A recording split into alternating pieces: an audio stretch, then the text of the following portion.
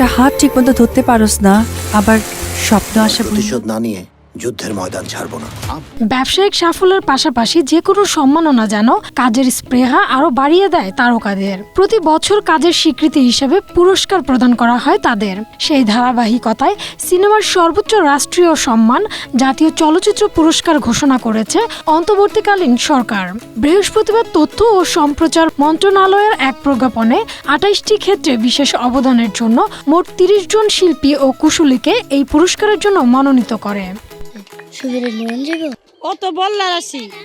এবারের আসরে যৌথভাবে আজীবন সম্মাননা পাচ্ছেন প্রখ্যাত চলচ্চিত্রকার তারেক মাসুদ এবং বরেণ্য চিত্রগ্রাহক ও নির্মাতা আব্দুল লতিফ বাচ্চু। বছরের শ্রেষ্ঠ চলচ্চিত্র নির্বাচিত হয়েছে খন্দকার সুমন প্রযোজিত সিনেমা সাতাও। একই সিনেমার জন্য শ্রেষ্ঠ চলচ্চিত্র পরিচালকের পুরস্কারও জিতেছেন তিনি।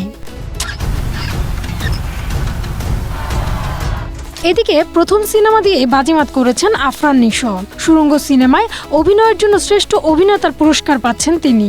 অন্যদিকে সাতাও সিনেমার জন্য শ্রেষ্ঠ অভিনেত্রী নির্বাচিত হয়েছেন আইনুন পুতুল। সুড়ঙ্গ সিনেমায় পার্শ্ব চরিত্রে শ্রেষ্ঠ অভিনেতার সম্মাননা পাচ্ছেন মনির আহমেদ শাকিল। ওরা ৭ জন চলচ্চিত্রের জন্য শ্রেষ্ঠ পার্শ্ব অভিনেত্রী নির্বাচিত হয়েছেন নাজিয়া হক অর্ষা। তুই একটা জাস্ট ফালতু ভলান্টিয়ার। অ্যাডভেঞ্চার অফ সুন্দরবন সিনেমায় শ্রেষ্ঠ খল চরিত্রে সম্মাননা পাচ্ছেন আশিস খন্দকার। সুড়ঙ্গর জন্য শ্রেষ্ঠ কৌতুক চরিত্রে এই পুরস্কার জিতেছেন শহীদুজ্জামান সেলিম। আম কাঁঠালের ছুটি সিনেমার জন্য শিশু শিল্পী শাখায় শ্রেষ্ঠ হয়েছেন মোহাম্মদ লিওন এবং বিশেষ পুরস্কার পাচ্ছেন আরিফ হাসান ও আনাইরা খান।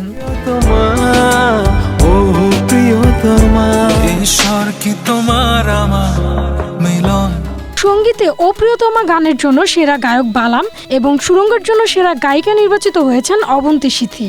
ঈশ্বর গানের জন্য শ্রেষ্ঠ গীতিকার সোমেশ্বর অলি এবং সুরকার হিসেবে প্রিন্স মাহমুদ পুরস্কৃত হয়েছেন। অ্যাডভেঞ্চার অফ সুন্দরবনের জন্য সেরা সঙ্গীত পরিচালক হয়েছেন ইমন চৌধুরী। অন্যদিকে লাল শাড়ি সিনেমার জন্য সেরা নৃত্য পরিচালকের সম্মাননা পাচ্ছেন হাবিবুর রহমান। প্রিয়তমার জন্য সেরা কাহিনীকার হিসেবে ফারুক হোসেন, রক্তজবার জন্য সেরা চিত্রনাট্যকার হিসেবে নিয়ামুল মুক্তা। অন্যদিকে শ্রেষ্ঠ সংলাপ রচয়িতা হিসেবে যৌথভাবে রায়হান রাফি ও সৈয়দ নাজিমুদ্দৌলা এই সম্মাননা পাচ্ছেন। এছাড়া শ্রেষ্ঠ স্বল্প দৈর্ঘ্য চলচ্চিত্র হিসেবে মরিয়ম এবং প্রামাণ্য চলচ্চিত্র হিসেবে লীলাবতী নাগদা রেবেল রাষ্ট্রীয় এই স্বীকৃতি পেয়েছে। Humayra Siddika, Asia post.